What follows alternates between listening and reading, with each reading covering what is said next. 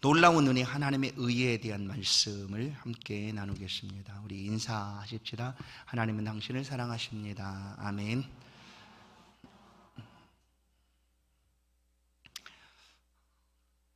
유대인들은 율법을 맡은 자로서의 삶을 살아가야 했습니다. 그러나 그런 맡은 자의 책임감보다 율법을 가졌다라는 그런 특권으로 그들의 삶을 살아가다 보니 율법이라는 것이 그들 가운데 도구가 되었습니다. 도구. 남을 정죄하고 그리고 이 율법을 가지고 남을 책잡는 그런 도구가 되고 말았다라는 것이죠. 그러나 우리 가운데 율법이 주어졌다라는 것은 율법을 통하여 우리가 반드시 깨닫게 되는 한 가지가 있습니다. 그것은 뭔가 하면 사람은 죄인이다라는 거죠.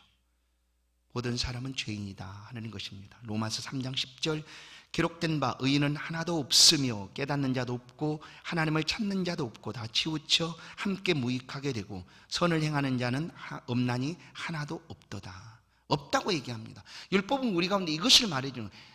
우리가 좀 의롭게 사는 것 같아도 율법은 우리 가운데 아니다. 너는 죄인이다. 하나님은 알지도 못하고 깨닫지도 못하고 하나님 기쁨 되지 못하는 그런 죄인이다 라는 것을 율법이 아주 정확하게 우리 가운데 가르쳐 주고 있습니다.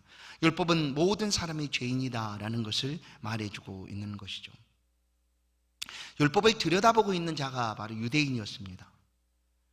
단지 율법을 들여다보고 있다고 해서 그가 하나님의 정죄에서 벗어날 수가 있는가? 아니다라는 거예요. 율법을 통해서 우리가 또 한 가지 깨닫게 되는 것은 율법이 아닌 다른 의가 우리 가운데 있다라는 사실을 어떻게 살게 되는가? 율법이 가르쳐주는 은혜입니다. 이 율법이 아닌 또 다른 하나님의 의가 우리 가운데 있다라는 사실을 율법을 통하여 우리가 알 수가 있다라는 거예요. 그래서 바울 사도는 유대인들에 향한 유대인들의 유익이 무엇이냐라고 묻고 있죠. 그리고 대답하기를 우리가 하나님의 말씀을 맡았다라고 가장 첫 번째 유익을 얘기합니다. 그러면 그 율법을 맡았다, 하나님의 말씀을 맡았다라는 것은 그 율법 속에 담겨져 있는 우리는 죄인이다 라는 사실을 다른 누구보다 정확하고 확실하게 알 수 있다는 것이죠. 그리고 율법의 죄의 삭은 사망이다 말했으니 그러면 우리가 이 죄인 가운데 이 죄의 삭 가운데서 우리가 어떻게 벗어날 수가 있는가 하는 것이 그들이 가장 먼저 만나게 되는 은혜였는데 오히려 그들은 그 율법을 가지고 다른 사람을 정죄하는 수단으로 사용하고 있었다라는 것입니다. 19절 오늘 3장 19절을 보면 우리가 알거니와 무릇 율법이 말하는 바는 율법 아래 있는 자들에게 말하는 것이니 이는 모든 입을 막고 온 세상으로 하나님의 심판 아래 있게 하려 함이라. 유대인들은 우리가 율법이 있고 율법이 없는 이방인들을 유대인들은 정죄했습니다. 너는 율법도 없는 할례도 없는 그런 이방인이다 라고 했지만 사실 이 율법을 통하여 모든 사람이 죄인이다라는 사실을 하나님께서는 밝혀주고 있는 것이죠. 우리가 죄라는 것을 어느 때 우리가 느끼게 되는가? 우리가 죄를 지었다라는 것을 언제 알 수가 있습니까? 언제 알 수가 있나요? 그래서 바로 이 성문화되어 있는 법, 그 법을 통해서 우리가 그 법에 어긋난 행동을 하게 될 때 내가 죄를 지었구나라고 아는 거죠. 그러면 그와 같은 법이 없을 때는 어떻게 되는가? 모르죠. 누가 그 행위에 대해서 이걸 죄라고 정하지 않았으니까 죄가 되는지 아닌지 모르는 상황이 되는 거예요. 그런데 율법을 우리 가운데 주셨다는 것은 하나님께서 모든 인류가 죄 가운데 있다는 것을 명시해서 알려주고 있는 거예요. 모든 사람은 죄를 범하였음에 오늘 23절도 말하죠. 하나님의 영광에 이르지 못하였다. 모든 사람이 죄인이다라는 사실을 율법을 통하여 알게 된다라는 것입니다. 그래서 이 바울 사도는 율법을 가진 자로서의 삶을 살아가는 것이 어떤 삶인가? 그것은 이 율법에 명시하고 있는 죄인이라는 사실을 확신하고 이 죄에서 우리가 어떻게 벗어날 수가 있는가 하는 것을 찾아가는 것이 그것이 바로 율법을 가진 자의 유익이 아니겠는가 하는 거예요. 그래서 바울 자신도 이렇게 고백합니다. 로마서 7장 24절을 보면 오라 나는 곤고한 사람이로다. 이 사망의 몸에서 누가 나를 건져내랴. 율법에 있어서 정통한 사람이 바울이었다고 얘기하죠. 가말리엘 문화회생으로 바리새인 중에 바리새인으로 율법을 누구보다도 더 잘 알고 율법학자로서 이스라엘 백성들 가운데 인정할 만한 그런 사람이었던 이 바울이 율법을 들여다보고 깨닫게 되는 것은 오라 나는 곤고한 사람이로다. 이 사망의 몸에서 누가 나를 건져내려 하는 거예요. 왜냐하면 이 율법이 있기 전에는 이것이 죄인지 알지 못한다는 거죠. 사실 우리가 모르는 것 아니겠습니까? 우리나라의 법이 기록되기 전까지는 우리가 그냥 심정적으로 다른 사람한테 해를 끼치고 잘못한 일을 하면 그거 잘못했다라고 말할 뿐이지 그 죄에 대한 벌을 받지는 않는 것 아니에요. 왜냐하면 문서도 없고 법조항도 없으니까. 그러나 이제 율법이 주어졌다라고 하는 것은 하나님께서 모든 인류 가운데 모든 사람은 죄인이다 라는 것을 드러내주고 있는 거예요. 그리고 그 죄의 삭은 사망이다 라는 것입니다. 그래서 바울 사도는 이런 율법을 들여다보고 깨닫게 되는 것이 오라 나는 곤고한 사람이로다. 이 사망의 몸에서 누가 나를 건져내랴 하고 소리치게 되었다라는 거예요. 오늘 본문을 보시면 그런 놀랍게도 율법으로 말미암아 우리가 절대로 구원이 없겠지만 이 율법은 우리 가운데 또 다른 한 가지 방법을 우리 가운데 가르쳐주고 있다라는 거예요. 우리가 율법으로는 죄인이라는 깨닫는과 동시에 율법이 아닌 또 다른 하나님의 의로움이 우리 가운데 임하였다라는 것을 율법을 통하여 우리가 알 수가 있게 된다라는 것이죠. 하나님께서 율법이 아닌 다른 의를 우리 가운데 말씀합니다. 그것이 바로 21절을 보시면 이제는 율법에 하나님의 한 의가 나타났으니 율법과 선지자들에게 증거를 받은 거죠. 율법 외라고 얘기하죠. 율법 외에. 예수님께서 이 율법과 선지자들의 증거를 말할 때 뭘 염두에 두고 하시는 말씀인가 하면 구약에 있는 모세 오경과 선지자의 글 그리고 시편, 이게 구약을 이제 분류하는 그런 표현이기도 했습니다. 율법, 선지자의 글, 시편. 그러면 이 율법은 모세 오경, 창세기부터 출애굽기, 레위기, 민수기, 신명기까지의 이 말씀들을 당시에 율법이라고 이렇게 알고 있었던 거죠.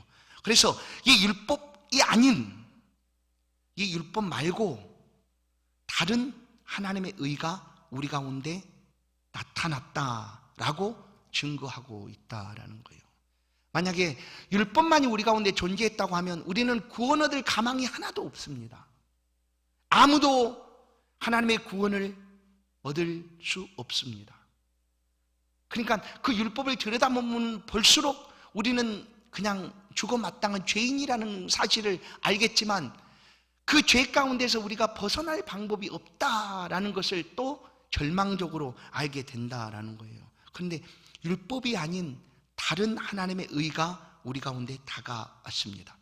그것이 어떻게 표현되고 있는가 하면 선지자의 글 시편을 통하여 하나님께서 말씀하고 계시는 메시아에 대한 하나님의 말씀들입니다. 메시아에 대한 내용들이죠. 22절을 보시면 곧 예수 그리스도를 믿음으로 말미암아 모든 믿는 자에게 미치는 하나님의 의인이 차별이 없느니라. 잘 보세요. 21절에서 율법 외에 나타난 하나님의 의를 뭐라고 말하고 있는가 하면 22절에서 곧 예수 그리스도를 믿음으로 말미암아 모든 자에게 미치는 하나님의 의다라고 얘기합니다. 어떤 의인가 하면 예수 그리스도를 믿음으로 주어지는 의입니다.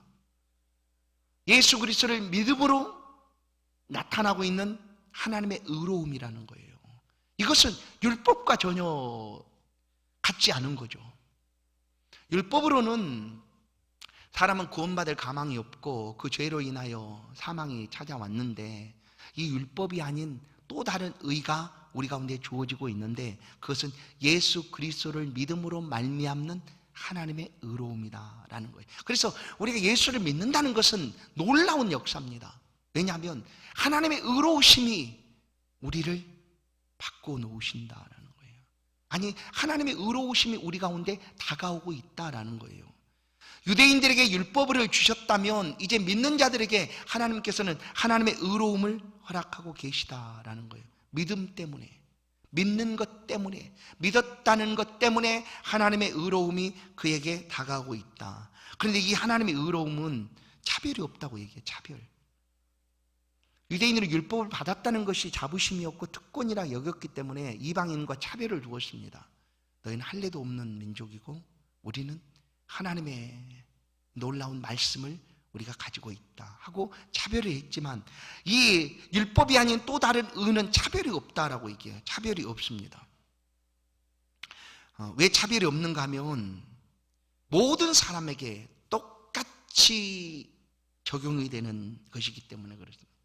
유대인에게만 하나님의 의로움이 다가온 것이 아니라 이 땅에 있는 모든 사람에게 동일하게 다가온 하나님의 의니까 그렇습니다.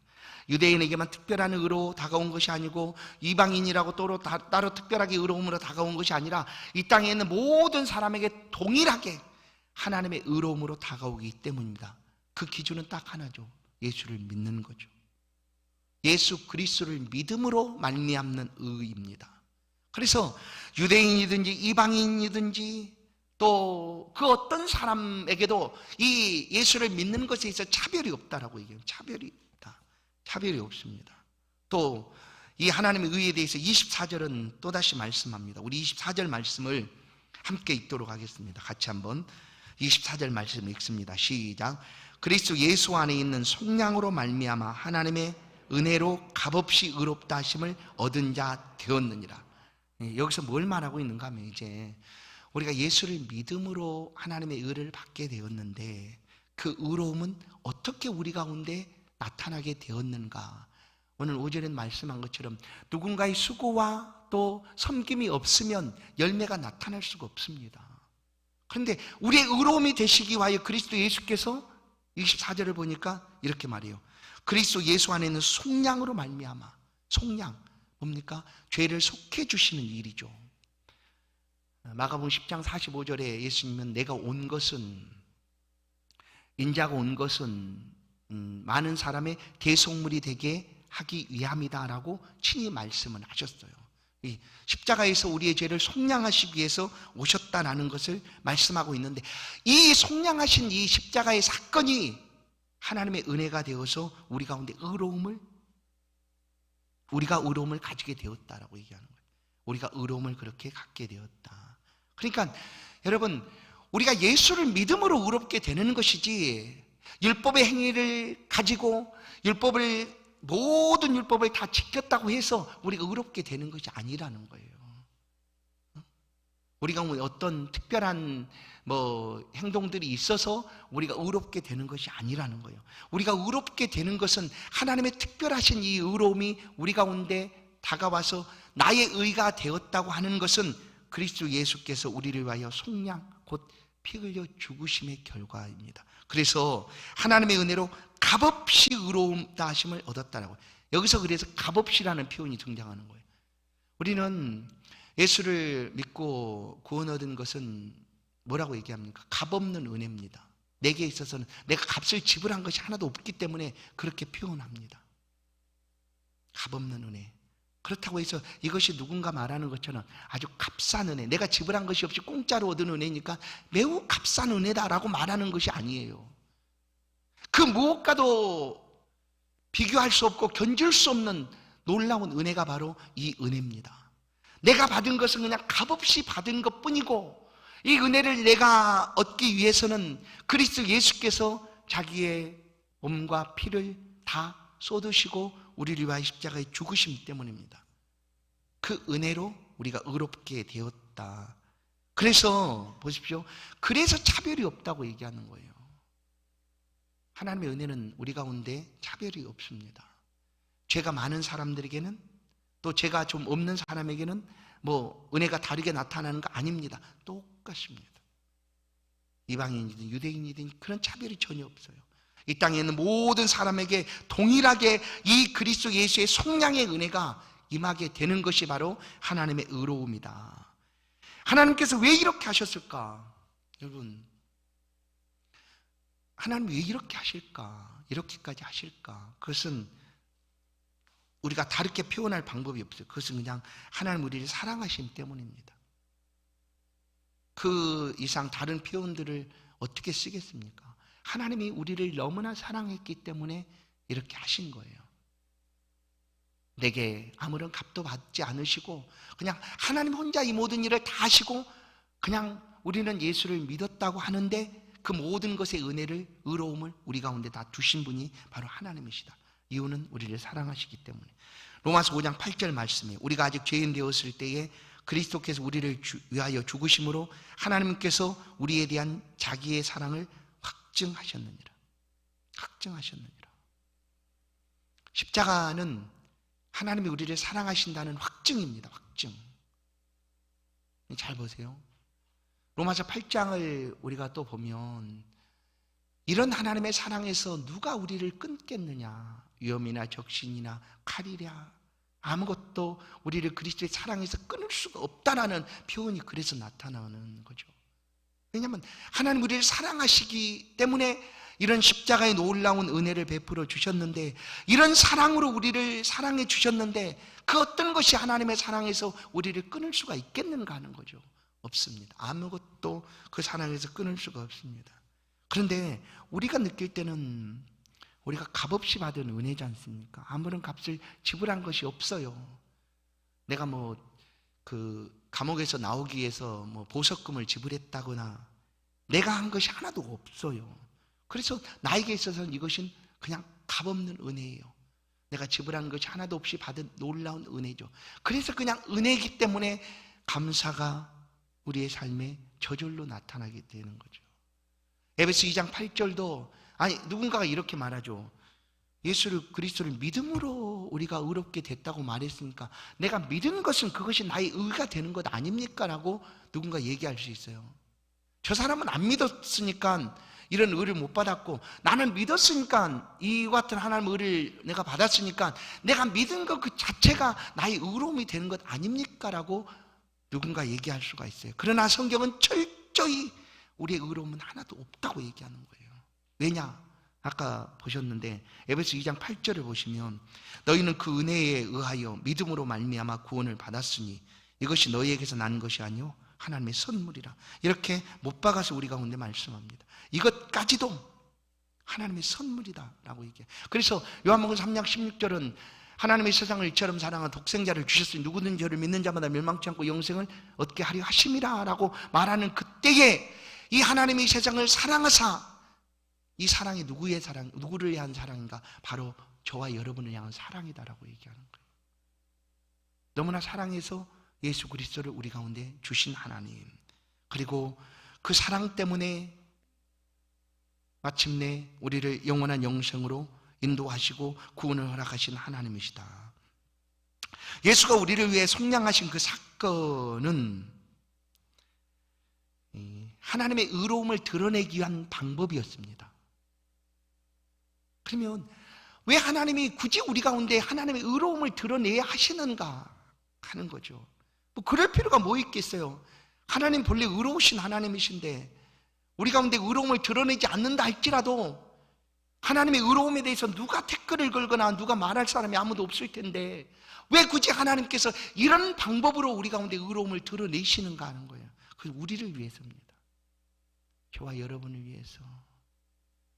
이것이 바로 하나님의 의로움이다라는 것을 하나님께서 우리 가운데 잘 알려주기 위해서 그렇게 말씀하고 계시는, 그 하나님의 의로움을 우리 가운데 보여주시고 드러내실 때 하나님이 하신 사건이 말씀한 대로 십자가의 예수 그리스도의 속량 사건입니다. 예수 그리스도를 십자가에 못 박으신 사건이죠. 그거 보십시오. 예수님께서 아침 9시부터 오후 3시까지 십자가에 못 박히셔서 절규하듯 하나님 앞에 부르짖는 음성을 우리가 기억합니다. 엘리 엘리 라마 사박다니, 나의 하나님 나의 하나님 어찌하여 나를 버리셨나이까. 하지만 하나님은 그 아들의 외침을 귀 막고 눈 감고 보지 않으세요. 왜냐? 우리 가운데 하나님이 얼마나 의로우신 분이신가를 보여주고자 하시기 때문에 그렇게 하시고 마침내 그 십자가의 속량을 통하여 나는 의로운 하나님이시다 라고 우리 가운데 보여주시는 일이다라는 거죠. 보세요. 예수 그리스도의 그 십자가의 사건이 없었다면 우리는 하나님의 의로움을 알지도 못하고 깨닫지도 못합니다. 우리가. 그리고 그 하나님 의로운 자리에 우리가 나아갈 수도 없게 된 거죠. 나아갈 수도 없는 거죠. 그러나 하나님께서 자신을 위하여 우리에게 의로움을 나타내실 때에 그 아들 예수 그리스도를 십자가에 못 박아 주시고 그 흘리신 보혈과 속량하심으로 하나님과 우리 사이에 오랫도록 막혀 있었던 그 죄악의 담을 무너뜨리신 거예요. 그리고 이제 우리를 하나님 보실 때 너 그래 죄 없다. 죄 없다는 뭐예요? 의롭다라고 말해준다는 거예요. 이것이 율법이 아닌 율법 외에 나타난 하나님의 의로움이다. 그래서 이 하나님의 의가 우리 가운데 다가올 때 우리는 그냥 은혜라고 표현할 수밖에 없다라는 거예요. 그냥 은혜예요. 우리가 여기서 뭐라고 말하겠습니까? 어떤 표현을 써서 하나님 앞에 우리가 말을 하겠습니까? 26절을 보십시다. 곧 이때에 자기의 의로움을 나타내사 자기도 의로우시며 또한 예수 믿는 자를 의롭다 하려 하심이라. 예수 그리스도의 십자가 사건을 통하여 하나님의 의로움을 드러내실 뿐만 아니라 또 예수 믿는 자를 의롭다 하기 위하여 하신 거예요. 그래서 사실 우리는 하나님의 구원하심에 그래도 우리가 뭔가를 하고 있다라고 우리는 믿습니다. 그러나 어떻게 보면 하나님이 그 택한 자녀를 그냥 끈질기게 붙잡고 이끌고 가시는 하나님이에요. 하나님이 하시는 거예요. 그래서 우리가 구약에서 아브라함과 언약을 맺을 때 하나님이 첫 번째 아브라함과 첫 언약을 맺을 때 하시는 행동이 하나님이 어떻게 합니까? 언약을 맺을 때 언약을 맺자라고 아브라함한테 얘기를 하고 준비케 한 다음에 언약을 맺을 그 시간에 아브라함이 지나가는 것을 하나님이 어떻게 보면 막으신 거죠. 아브라함이 기다려도 안 오니까 아브라함이 졸며 잘새 꾸벅꾸벅 졸며 잘 때 하나님이 그냥 훅하니 지나가 버렸어요. 언약을 맺자고 하시고 이게 하나님이십니다. 이게 바로 하나님께서 우리의 구원을 위하여 혼자 하나님께서 행하신 거예요. 홀로. 하나님의 구원 역사가 우리가 뭔가를 좀 우리의 의로움이 포함돼서 온전히 구원으로 역사를 나타내는 것인가? 아니에요. 하나님이 우리가 아직 죄인 되었을 때 아무것도 모를 때 도무지 하나님의 의로움도 생각조차 못하고 있을 그때에 하나님께서 이미 우리를 사랑하사 홀로 그 일을 다 진행하고 계셨다는 거예요. 아들을 보내시고 아들을 대신 죽게 하시고 그래서 누구든지 그 아들을 믿는 자는 내가 의롭다 할 것이야 라고 하나님께서 이미 다 행하시고 있는 거예요. 그리고 우리는 성령을 통하여 성령의 은혜를 따라서 이제 수천 년이 지난 어느 날 예수 믿습니다 라고 함으로 하나님의 의로우심을 우리가 깨닫고 그 의로운 삶에 들어가게 되었다라는 것이 오늘 로마서의 말씀입니다. 우리 가운데 임한 하나님의 의로운 이 사건은 하나님이 하신 일이기 때문에 우리에게 자랑일 수가 없어요. 사실 우리가 이걸 자랑할 수가 있느냐? 없다고 얘기해요. 27절을 보세요. 27절 그런즉 자랑할 때가 어디냐? 있을 수가 없느니라. 무슨 법으로냐? 행위로냐? 아니라 오직 믿음의 법으로다. 그래서 우리가 구원 얻은 것에 있어서 우리가 자랑할 수가 있느냐? 없다고 얘기하는 거예요. 하나님의 의로운 사람이 되었다는 것에 우리가 자랑할 수가 있느냐? 없다고 얘기하는 거예요. 율법으로냐? 아니다. 행위로냐? 아니다. 여기서 나타나고 있는 것이 하나님의 율법이 외에 나타난 하나님의 의. 그게 뭐냐면 곧 믿음의 법이다라는 거예요. 27절을 보세요. 믿음의 법. 행위로냐? 아니라 오직 믿음의 법론이라. 믿음의 법. 그래서 우리가 믿음으로 인하여 하나님 앞에 의롭다 하심을 얻게 된 것입니다. 그리고 이제 우리도 고백하는 거죠. 28절에 보면 그러므로 사람이 의롭다 하심을 얻는 것은 율법의 행위에 있지 않고 믿음으로 되는 줄 우리가 인정하노라. 인정하노라. 지금 이 말씀이 어디서 주어지고 있는가 하면 유대인들이 우리는 율법을 가졌고 하나님의 은혜를 받은 민족이다라고 한마디로 그 특권을 가지고 어깨를 으쓱으쓱하고 뻐기고 있는 그런 상황 속에서 이 말씀이 들려주고 있습니다. 그래서 유대인들이 들을 땐 굉장히 불쾌한 말이죠. 왜냐하면 유대인들이 가졌던 그 특권들에 대해서 그냥 완전히 무효화시키고 있고 그것 아무것도 아니다라고 말하고 있는 것이기 때문에 율법이 아닌 또 다른 의가 우리 가운데 방법이 나타났는데 그것이 바로 뭐냐? 믿음이다. 그런데 바울은 이 로마서를 기록한 이유가 하나님을 믿는 그 믿음이 어떠한가를 그 로마 성도들에게 정확하게 알려주고 싶어서 이 말씀을 기록한 거예요. 그러지 않습니까? 이방에서 소아시아 지역을 이렇게 세 차례나 다니면서 복음을 전하던 이 바울 사도가 로마에도 믿는 사람이 있다는 이야기를 듣고 그들에게 이 믿음이 뭔가, 하나님을 향한 의로움이 뭔가를 알려주고자 이 말씀을 기록하게 된 것이죠. 그래서 오늘 율법이 아닌 또 다른 하나님의 의로움, 그것이 바로 믿음이다라는 것을 말씀합니다. 그리고 28절에 우리 역시 인정한다라고 표현하고 있죠. 행위에 있지 않고 믿음으로 되는 줄 우리가 인정하노라. 그러면 이제 맞아, 그 말이 맞아, 목사님 말이 맞습니다, 동의합니다, 옳습니다, 땡큐, 맞습니다, 이렇게 다 할 거예요. 그러면 이제 행위는 아무 소용이 없구나 라고 또 한편에서 이 말씀을 들을 때 어느 한쪽에서 그래, 행위가 뭐 중요하겠어, 나 예수를 믿으면 되는 거지 라고 이렇게 생각할지 몰라요. 그러나 이제 잘 보세요. 행위가 우리 가운데 왜 필요한가? 믿은 이후에는 믿는 하나님과 이렇게 의로운 사람이 되고 우리도 믿음으로 의롭게 되었다라고 인정하는 그 이후로부터는 이제 그 믿는 사람의 행위가 아주 중요하게 드러나게 돼 있는 거예요. 그 얘기를 예수님께서 마태복음 5장에서 산상보험 마지막 장의 마지막 부분에 하시는 말씀이 너희는 세상의 빛이라 너희 빛을 사람에게 비추게 하여 너희 착한 행실을 보고 저희로 하늘에 계신 아버지께 영광을 돌리게 하라. 그 뭐예요? 착한 행실이라는 게 뭘까요? 행위죠, 행위. 믿는 사람이 드러내고 있는 삶의 행위들입니다.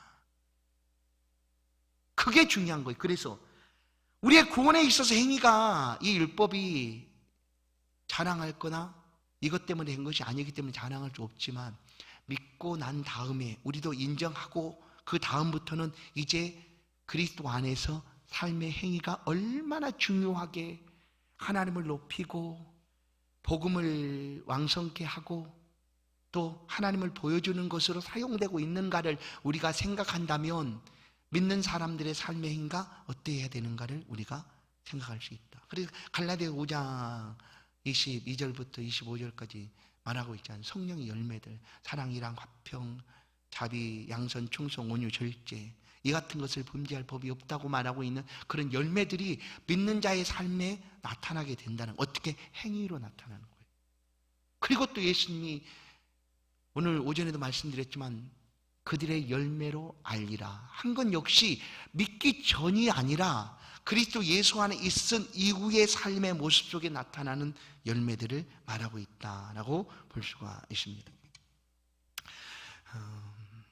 믿음이 오기 전에는 우리에게 율법이 전부였습니다. 그러나 율법을 통해서는 우리가 하나님을 믿을 수가, 온전히 구원으로 나아갈 수가 없었다. 그러면 이제 우리가 이런 질문을 던질 수 있어요. 그럼 율법이 필요 없는데 왜 율법이 먼저 우리 가운데 왔을까?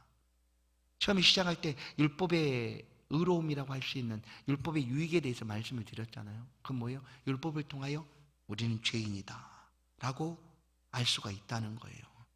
율법이 쓸모없거나 의미 없는 것이 아니다라는 사실을 예수님께서 복음서를 통하여 우리 가운데 말씀을 해 줍니다. 그것은 뭔가 하면 갈라디아서 3장 22절 먼저 말씀을 보겠습니다. 율법이 우리로 하여금 죄를 깨닫게 하는 그런 말씀을 알려주고 있는데 갈라디아서 3장 22절부터 24절 말씀을 보시면 그러나 성경이 모든 것을 죄 아래 가두었으니 이는 그리스도 예수로 말미암으로 믿음으로 말미암는 약속을 믿는 자들에게 주려 함이라. 믿음이 오기 전에 우리는 율법 아래에 매인 바 되고 계시될 믿음의 때까지 갇혔느니라. 이같이 율법이 우리를 그리스도께 인도하는 초등교사가 되어 우리로 하여금 믿음으로 말미암아 의롭다함을 얻게 하려 함이라. 율법이 없었다면 우리도 예수 그리스도를 알지 못했을 것이다라는 거예요. 왜냐하면 내가 죄인지 아닌지도 모르는데 구원의 필요성을 어떻게 느끼겠습니까? 응? 내가 죄 지었는지 안 지었는지도 모르는데 내가 왜 예수 그리스도의 그 속량의 은혜를 내가 필요로 하겠습니까? 그런데 율법을 통하여 너는 죄인이야.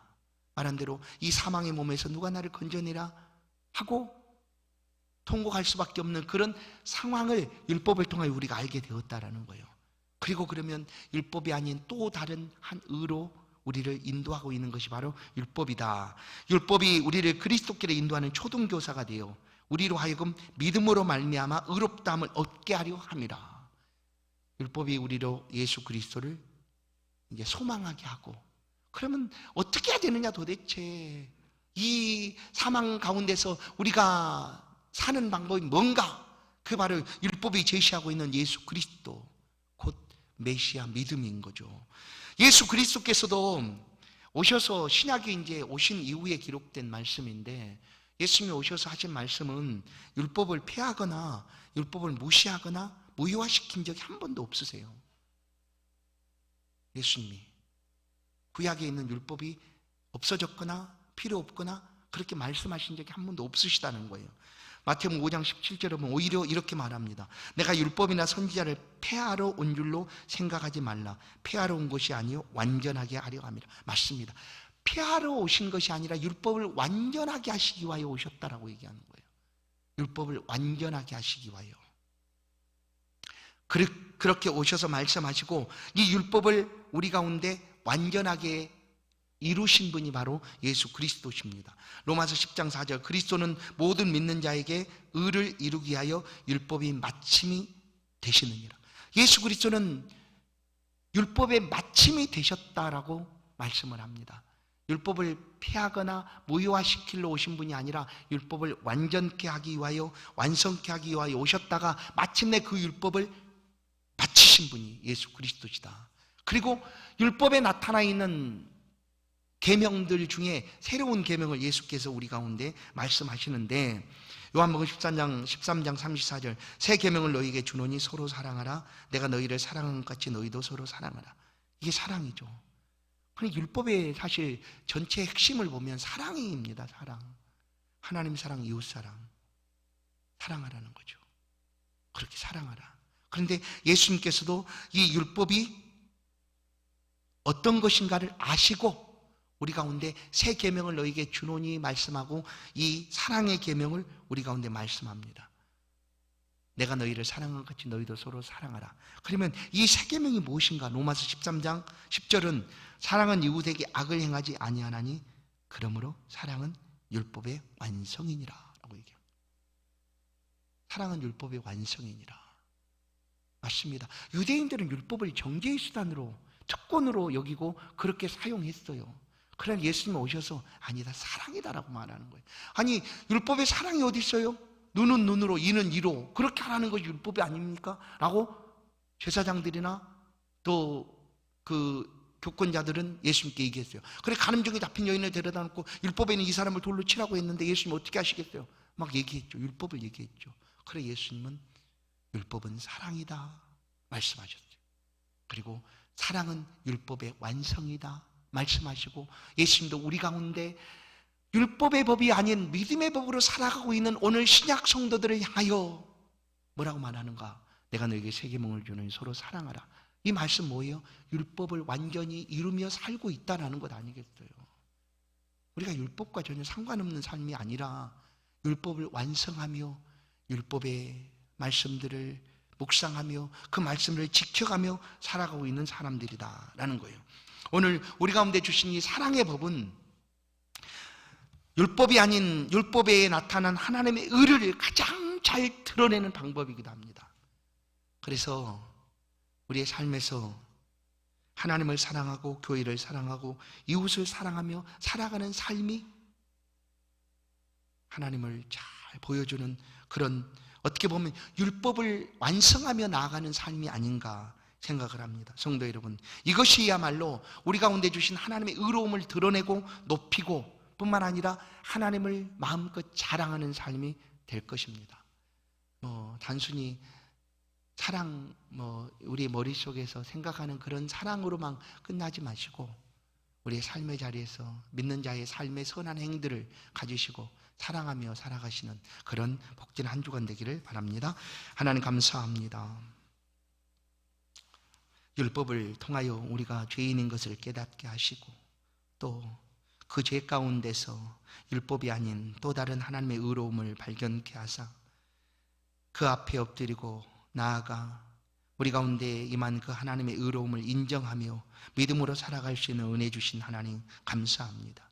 우리가 이렇게 하나님의 자녀가 되고 의로운 사람이 되고 영원한 천국을 소망하며 믿음으로 살아가게 되는 이 모든 것들이 우리를 사랑하시는 하나님께서 부어주시는 놀라운 은혜인 것을 우리가 결코 부인할 수 없습니다. 이 은혜 가운데 삶을 살아가는 동안 우리 가운데 주신 이 사랑을 마음껏 드러내며 살 수 있도록 한 주간의 삶에서도 성도들의 모든 삶의 행위들을 지키시고 인도하여 주옵소서. 이웃을 사랑하고 하나님을 사랑하고 우리의 삶의 자리에 생명을 사랑하는 그런 복된 삶을 살아갈 수 있도록 은혜 베풀어 주옵소서. 예수 그리스도의 이름으로 기도하옵나이다. 아멘. 찬송 295장입니다.